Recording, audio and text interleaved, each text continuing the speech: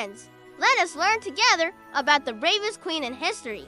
Once upon a time in a land far away, there was a beautiful queen named Esther. Queen Esther was not only beautiful, but she was also filled with God's wisdom and grace. Let us now go into Queen Esther's journey.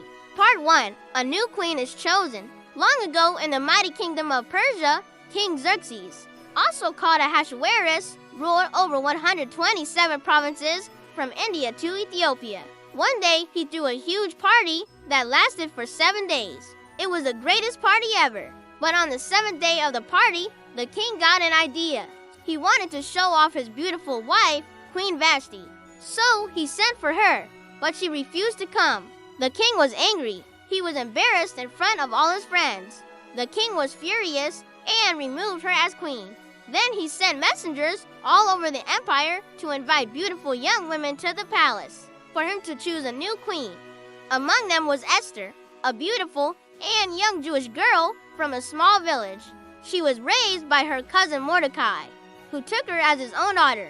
Then many young women were gathered at the palace, waiting to be chosen by the king to be his wife. By God's grace, Esther was chosen to be the wife of the king. She was kind, wise, and a very good queen. However, she didn't tell anyone that she was a Jew. One day, Esther's cousin, Mordecai, heard a plot to kill the king. He told Esther, who then told the king in Mordecai's name. The plot was stopped, and Mordecai's good deed was written down in the king's book. But no reward was given to Mordecai. Let us now go into part 2 of the story. Part 2, the plot against the Jews. Meanwhile, a mean guy named Haman became the king's top advisor. He wanted everyone to bow down to him, but Mordecai wouldn't bow to anyone except God. This made Haman furious. When he found out that Mordecai was a Jew, he wanted to destroy every single Jew in the empire. He convinced the king to sign a death order. It said that on a certain day, all Jews would be killed. The Jews across the empire cried and fasted. So the king made a rule for all the Jews to be killed. Mordecai tore his clothes and sat at the palace gates, sad and hopeless. Mordecai passes a message to Esther through the eunuch Hathach. Who knows whether you have come to the kingdom for such a time as this? Can you imagine how sad that is? But Esther knew she had to do something. She told Mordecai to get all the Jews together to fast for her for 3 days and nights, and she would do the same. She had to convince the king that Haman was a bad guy and that the Jews didn't deserve to die. Part 3, Esther's courageous choice. She would go to the king, even though it was against the law. You know, back then, it was a big deal to go to the king without an invitation. She knew that if she went to the king without being called, she could be put to death. But Esther was willing to take that risk because she wanted to save her people.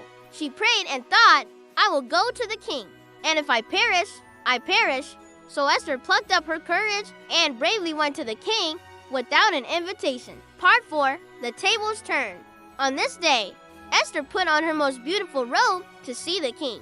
When he saw her, he reached out his golden scepter, which meant that she was safe. God gave Esther favor, and the king remembered how much he loved her. So he gave her what she wanted, an invitation to a party.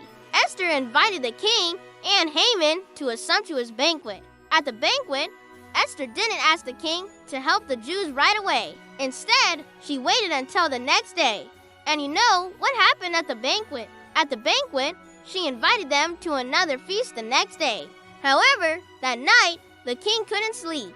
He asked for the book of the records of the Chronicles to be read. And when they read about Mordecai, he asked, what has he received for saving my life? The answer was, he has received nothing. The king was surprised. Go and find him. I want to reward him. You see, Mordecai had saved the king's life once, but the king didn't know that. At this time, Haman approached the king to request to kill Mordecai. But before Haman spoke a word, the king asked Haman to reward Mordecai. The king made Haman put Mordecai on a horse and ride around the city to be honored for saving him. Haman wanted to hang Mordecai, but now he had to honor him. Part 5, Esther saves her people.